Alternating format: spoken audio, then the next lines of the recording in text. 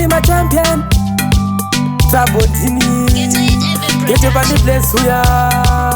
Anondiziva anoti mukuru wenoisi Vanongoziva nekuchinja mafoisi Pakuimba kacherera karangu hit Wamipfana netsaka kumapiti Tona na mamba kwedza Basa ndasiya ndapedza Ini ndaenda ndarongedza Pangu ndasakura ndazunza Isu tona na mamba kwedza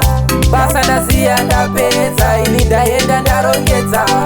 Pangu ndasakura ndazunza Chibata wangu iye mastakati Andokutaurira katuniriri mati Kuita kunge strife ndanetsa kunge bati Ndindiri kudiwa kakwese kunge gati Chibata wangu iye DJ Zero Andokutaurira ndichatamba nemamero Pese pandasvika ndinodhingura chikero Biti ndaripata ndarikanda mumasero Tona na mamba kwedza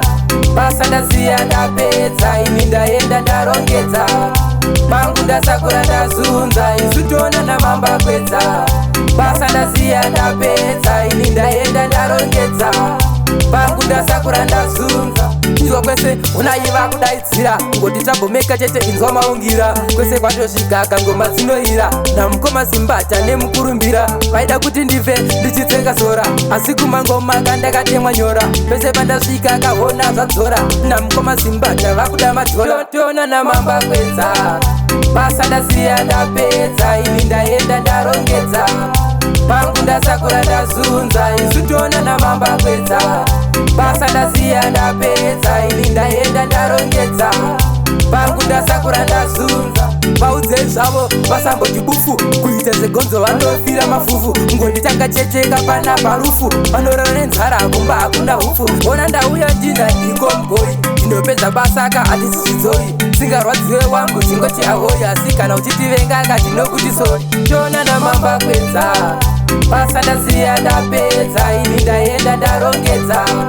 Pangu ndasakura ndazunza Isu tona na mamba kwedza Basa ndasiya ndapedza Ini ndaenda ndarongedza